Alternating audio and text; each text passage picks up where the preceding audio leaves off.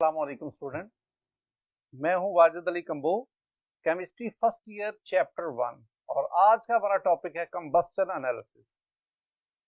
इस चैप्टर के जो इंपॉर्टेंट टॉपिक्स हैं उसमें ये combustion examination point of view से देखा जाए स्टूडेंट तो हर साल इस टॉपिक में से कुछ ना कुछ आएगा, चाहे वो आपसे एमसीक्यू ले ले, चाहे बतौर लॉन्ग क्वेश्चन ले ले, शॉर्ट आंसर क्वेश्चन ले ले, या इससे रेलेवेंट जो न्यूमेरिकल टाइप एग्जाम्पल। तो आपने बड़ी तवज्जो से, बड़े गौर से इन बातों को, आइए देखते हैं combustion analysis. Student, combustion analysis में मैं आपको इसकी डेफिनेशन, उसके बाद इसके ऑब्जेक्टिव क्या है, प्रोसीजर और फिर हम कैलकुलेशन करेंगे। पहले हम आगाज करते हैं कंबस्शन एनालिसिस की डेफिनेशन से, फिर हम बाकी तमाम चीजें उससे मालूम करते हैं। डेफिनेशन जरा गौर से, the analysis which is made to determine amount of elements present in a compound, amounts of element present in। तो इसका मतलब हुआ कि उस कंपाउंड में जो जो भी एलिमेंट है हर एक की परसेंटेज मालूम करें by burning a known amount of organic compound containing carbon, hydrogen or oxygen in the presence of oxygen। यहाँ पे उसने कंडीशन लगा दी हमारी बुक के मुताबिक, यहाँ कंडीशन आ गई कि आपने ऐसा ऑर्गेनिक कंपाउंड लेना है which consist of carbon, hydrogen and oxygen. जैसे ग्लूकोज है, फ्रुक्टोज है, ये कार्बोहाइड्रेट्स को ले लो तो carbohydrates consist of carbon, hydrogen, oxygen. Aldehydes को देख लो, कीटोन्स को देख लो, अल्कोहल्स को देख लो, कार्बोक्सिलिक एसिड को देख लो, एस्टर्स को देख लो। ये वो तमाम ऑर्गेनिक कंपाउंड हैं which consist of carbon, hydrogen and oxygen. तो इनऑर्गेनिक कंपाउंड, इनकी परसेंटेज कंपोजिशन, और जब परसेंटेज कंपोजिशन हो जाएगी तो फिर इंपिरिकल फार्मूला की तरफ बढ़ेंगे, और जब हमारे पास इंपिरिकल फार्मूला आ गया तो फिर हम मोलेकुलर फार्मूला की तरफ बढ़ेंगे। तो इन तमाम डिटेल को जानने के लिए हम यूज करते हैं कंबस्शन। अब पहली बात, मैं दोबारा इसको, ऑब्जेक्टिव ऑफ कंबस्शन एनालिसिस, क्या मकसद क्या है। पहली बात, कंबस्शन एनालिसिस कहां पे यूजफुल है, ऐसे organic compound which consist of carbon, hydrogen and oxygen. तो उनके लिए क्या क्या मालूम करते हैं। पहली बात हम मालूम करते हैं परसेंटेज कंपोजिशन। हम कंबस्शन एनालिसिस की मदद से percentage of carbon, then percentage of hydrogen और फिर हम परसेंटेज ऑफ ऑक्सीजन, ये पहला काम। अब ना लास्ट लेक्चर में हम पढ़ के हैं, जब किसी भी कंपाउंड की परसेंटेज कंपोजिशन मालूम हो जाती है तो फर्दर 3 स्टेप्स यूज करके हम उसका इंपिरिकल फार्मूला डिटरमाइन करते हैं। जब इंपिरिकल फार्मूला आ जाता है तो फिर हम उससे मोलेकुलर फार्मूला इस्तेमाल करते हैं। तो इसका मतलब हुआ कंबस्शन एनालिसिस का जो बेसिक मकसद है, जो बेसिक ऑब्जेक्टिव है, वो तो परसेंटेज कंपोजिशन है, लेकिन इसके साथ साथ फिर हम इंपिरिकल फार्मूला और इंपिरिकल फार्मूला से मोलेकुलर फार्मूला। तो अगर आपसे एमसीक्यू आए कि combustion analysis is used to determine, option A percentage composition, option B empirical formula, option C molecular formula, option D all of these, आप ठीक करेंगे all of these. Combustion analysis, combustion, what is combustion. Student, generally combustion को मैं define करूंगा कि वो process जिसमें कोई सब्सटेंस ऑक्सीजन की मौजूदगी में बर्न करता है और one of the product should be the carbon dioxide. दो मैंने कंडीशन की, जो जनरल डेफिनेशन हम कंबस्शन की लेते हैं उसमें दो बातों को मद्देनजर रखें। पहली बात, किसी कंपाउंड का ऑक्सीजन में जलना, दूसरी बात प्रोडक्ट में से एक प्रोडक्ट CO2 हो, कार्बन डाइऑक्साइड, उस प्रोसेस को हम कहेंगे कंबस्शन प्रोसेस। जैसे कि मेरे पास एक ऑर्गेनिक कंपाउंड है, OC stand for organic compound, इसको मैं ऑक्सीजन की मौजूदगी में जलाता हूं तो मेरे पास one of the product should be carbon dioxide, और भी प्रोडक्ट्स। तो अगर कोई रिएक्शन ये दो कंडीशन पूरी करे, एक ऑक्सीजन की मौजूदगी में उसकी बर्निंग हो, दूसरा one of the product should B CO2, अगर ये दो कंडीशन पूरी करे तो आम तौर पर हम उस रिएक्शन को कहते हैं कंबस्शन प्रोसेस, और इसमें भी हम किसी भी ऑर्गेनिक कंपाउंड को बर्न करेंगे in the presence of oxygen, और one of the product will be carbon dioxide. So this reaction will be combustion, और इसी वजह से हम इसे कहते हैं कंबस्शन एनालिसिस। कंबस्शन प्रोसेस के जो मेन प्रोडक्ट्स हैं, जो आपने कंपाउंड लिया उसमें था कार्बन था, हाइड्रोजन है और ऑक्सीजन है, ये ऑर्गेनिक कंपाउंड। अब स्टूडेंट्स में होता क्या है कि ये जो कार्बन है ये कार्बन डाइऑक्साइड में कन्वर्ट हो गया, और हाइड्रोजन और ऑक्सीजन ये मिलकर वाटर में। तो इसका मतलब है कि हमारे पास जो कंबस्शन रिएक्शन है उसके जो मेन प्रोडक्ट हैं, जो सोल प्रोडक्ट्स हैं, they are carbon dioxide which is in the form of gas, और वाटर ये भी स्टीम की फॉर्म में आता है क्योंकि कंबस्शन रिएक्शन के दौरान बहुत ज्यादा heat produce.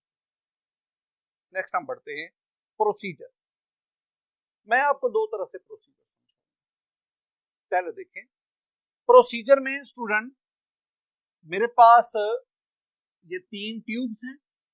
The first tube is called combustion tube. This combustion tube is fitted in a furnace.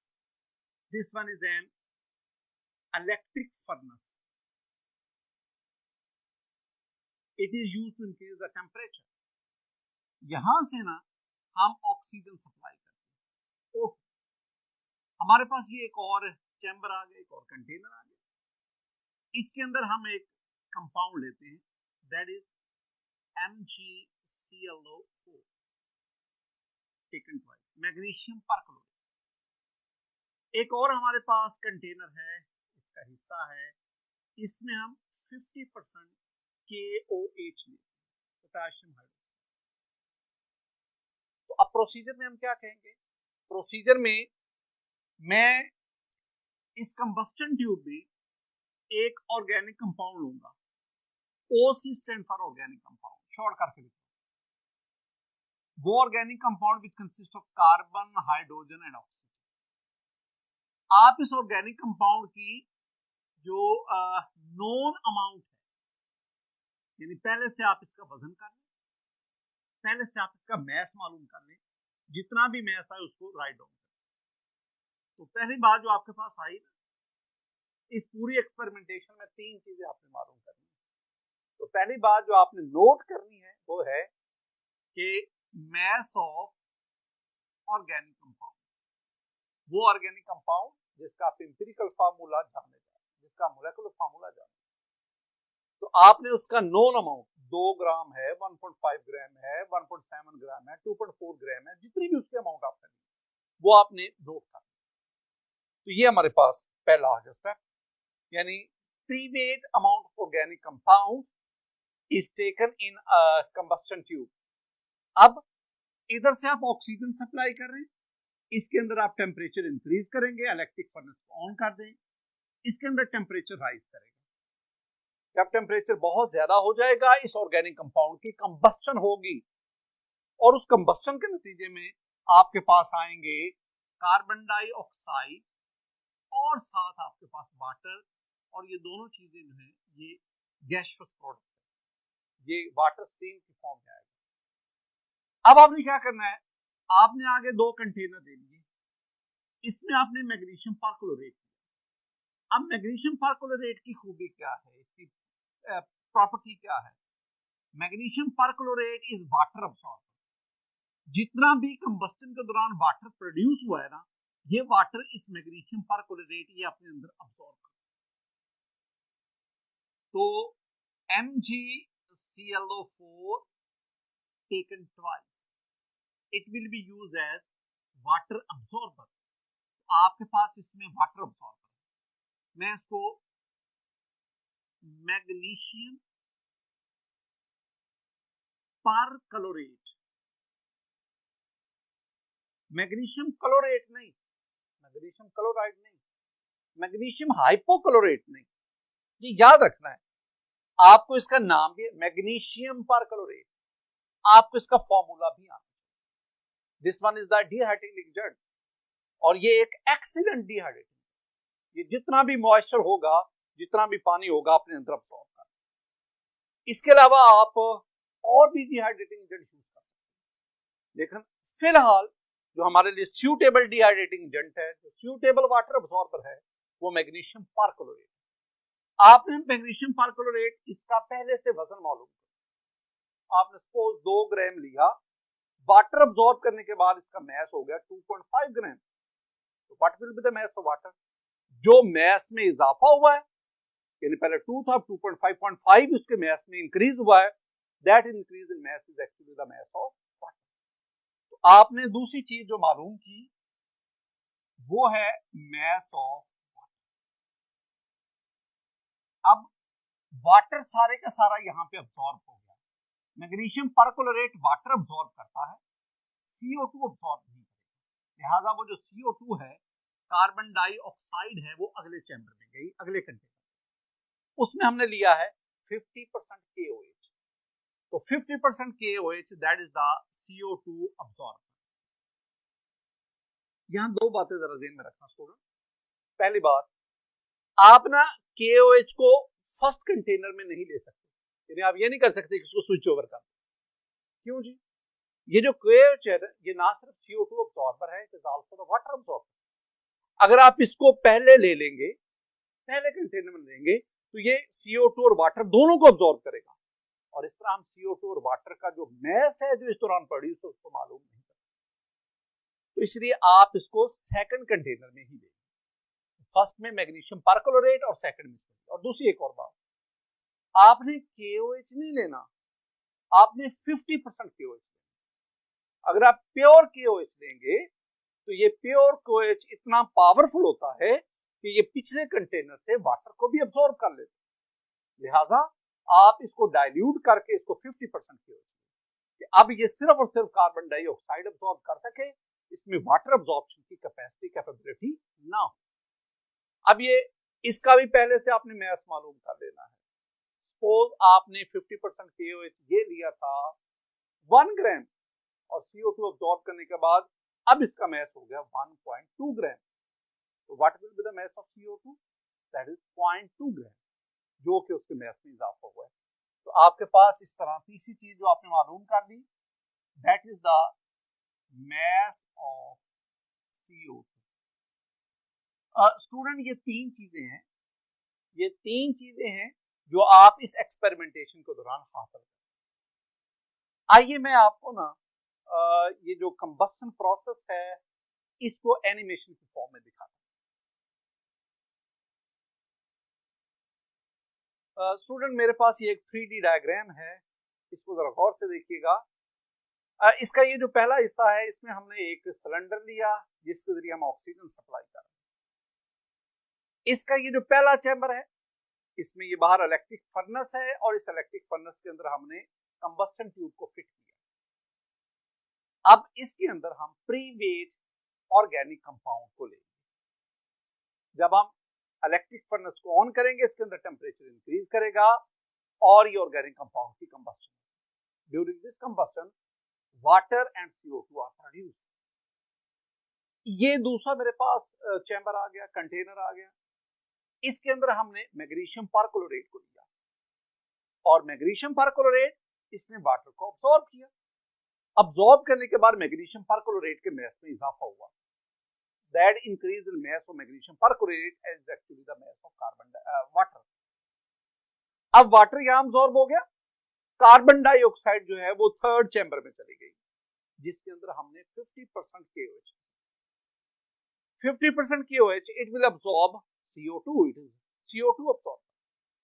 CO2 absorb करने के बाद इसके मैस में भी स्लाइट इंक्रीज होगा। That increase in the mass of 50% KOH is actually the mass of CO2। इस पूरी experimentation के दौरान आपने तीन चीजों को फाइंड आउट किया। First one, mass of organic compound, second one mess of water, third one mass of carbon dioxide. Student अब आए कैलकुलेशन। मैं जानना क्या चाहता हूं, मैं percentage of carbon, percentage of hydrogen और फिर परसेंटेज ऑफ ऑक्सीजन। मेरे पास कुछ फार्मूलाज हैं, जरा इनको देखिए। परसेंटेज ऑफ कार्बन को जानने के लिए आप मैस ऑफ कार्बन डाइऑक्साइड जो आपने एक्सपेरिमेंट के दौरान फाइंड आउट किया, और mass of organic compound OC stand for organic compound. आप पूरे का पूरा लफ्ज लिखेंगे, multiply not equal, multiply 12 divided by 44 multiply by. तो आप एक्सपेरिमेंट के दौरान ये वैल्यू यहां पुट करेंगे, इसको कैलकुलेट करेंगे, जो आपके पास आंसर आएगा that is actually the percentage of. अब एक और भी बात स्टूडेंट्स क्वेश्चन करते हैं कि ये 12/44 इंटू 100 ये कहां से आया। देखिए, अगर मैं आपसे कहूं student you have carbon dioxide, find the percentage of carbon, तो आप क्या करेंगे? ये लास्ट लेक्चर में हमने पढ़ा, क्या करेंगे आप ये करेंगे ना कि कार्बन डाइऑक्साइड में कार्बन का मैस, ये कार्बन जो है इसमें 12 है तो 12 हो गया, कार्बन डाइऑक्साइड का मॉलिक्यूलर मैस ये plus 32 that is equal to 44, तो 12 mass of carbon in carbon dioxide over 44 that is the molar mass of carbon dioxide multiply by, यही जो मैंने लिखा है ना 12/44 मल्टीप्लाई बाय, ये मैंने।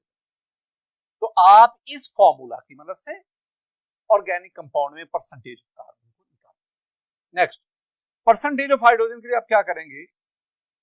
मैस ऑफ वाटर जो आपने एक्सपेरिमेंट से मालूम किया, मैस ऑफ ऑर्गेनिक कंपाउंड वो भी वहीं से, मल्टीप्लाई बाय 2.016 over 18 into 100। बात स्टूडेंट यहाँ पे ना इक्वल का साइन दे देते, वो गलत है, जरा आंखें खोल के लिखा करो, समझा करो, यहाँ पे मल्टीप्लिकेशन का साइन। अच्छा दोबारा बात स्टूडेंट क्वेश्चन करते हैं, जी बताएं ये आपने कहां से लाए 2.016 over 18 मल्टीप्लाई, ये कहां से आया? देखो, अगर स्टूडेंट मैं आपसे कहूं कि you have water, calculate the percentage of hydrogen, तो आप क्या करोगे?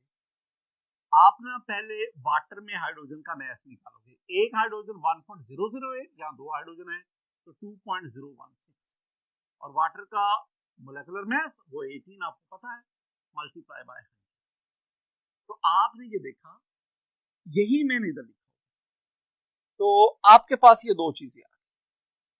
अब तीसरा आ गया, उस ऑर्गेनिक कंपाउंड में ऑक्सीजन भी था, ऑक्सीजन की परसेंटेज कैसे? स्टूडेंट पहली बात, ऑक्सीजन की परसेंटेज के लिए हमारे पास इस किस्म का कोई फॉर्मूला नहीं है। क्यों नहीं है? एक्चुअली ना यहाँ एक प्रॉब्लम है कि हम ऑक्सीजन दो जराए से आ रही है, एक वो ऑक्सीजन जो ऑर्गेनिक कंपाउंड में मौजूद है, और दूसरी ऑक्सीजन जो आपने आउटर सोर्स से उसमें ऐड की फॉर कंबस्शन। अब हमें नहीं पता कि बाहर से ऑक्सीजन कितनी उसमें कंबस्शन में, फिर हम क्या करेंगे? परसेंटेज ऑफ ऑक्सीजन के लिए हम क्या करेंगे? Very simple, we will use method of difference, and this method of difference is the percentage of oxygen is determined by, calculated by method of difference, very simple method। ये method of difference क्या है? अगर कोई भी compound दो या दो से ज्यादा एलिमेंट्स पर कंसिस्ट करता हो मुश्किल, तो उन तमाम एलिमेंट्स की परसेंटेज का सम 100 होता है।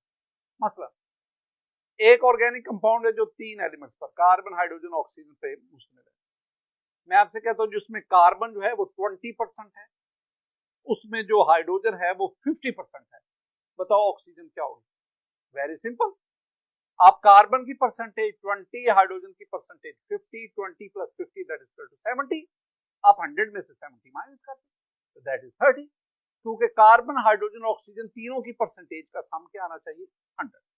तो अगर दो की परसेंटेज का पता है तो 100 में से दोनों की परसेंटेज ऐड करके माइनस कर दो। मसलन मेरे पास आ गया परसेंटेज ऑफ ऑक्सीजन के लिए मैं क्या करूंगा? मैं कहूंगा 100 minus percentage of carbon plus percentage of hydrogen, दोनों की परसेंटेज को ऐड करके 100 में से माइनस कर दे, that will be the percentage of oxygen. Student examination point of view से देखें ना, तो या तो ये बतौर लॉन्ग क्वेश्चन आपसे पूछा जाएगा, या इसमें शॉर्ट आंसर क्वेश्चन भी कि डिफाइन द कंबशन एनालिसिस, या तीसरी बात MCQ और जो वो दो इंपॉर्टेंट MCQ जो अक्सर आता है कि which of the following compound is used as water absorber या which of the following compound is used as CO2 absorber. तो water absorber magnesium perchlorate, CO2 absorber 50% CO. बाद दफा आपसे ये क्वेश्चन भी पूछा जाता है, शॉर्ट आंसर क्वेश्चन, कि why the percentage of oxygen can not be determined directly, कि ऑक्सीजन की परसेंटेज को हम डायरेक्टली फाइंड आउट क्यों नहीं कर सकते. उसके लिए आप लॉजिक देंगे कि ऑक्सीजन जो है वो एक तो ऑर्गेनिक कंपाउंड के अंदर मौजूद है, एक हम कंबस्शन के लिए एक्सटर्नल सोर्स से यूज कर रहे हैं, लिहाजा जो एक्सटर्नल सोर्स हम यूज करते हैं हमें उसके अमाउंट का नहीं पता. तो फिर हम ऑक्सीजन की परसेंटेज कैसे निकालते हैं? By method of. स्टूडेंट आज हमारा ये टॉपिक था कंबस्शन एनालिसिस, और जैसे मैंने पहले अर्ज किया कि this topic is very important, इस चैप्टर के चंद अहम तरीन टॉपिक्स में शामिल है. उम्मीद है कि आप इससे आपने एंजॉय किया होगा, आपने इसमें जो कॉन्सेप्चुअल पॉइंट्स उसको नोट किया होगा. इस टॉपिक से रेलेवेंट हमारे पास कुछ न्यूमेरिकल भी है, तो न्यूमेरिकल्स को हम बाद में. अल्लाह ताला आपका नासर हो. अस्सलाम वालेकुम.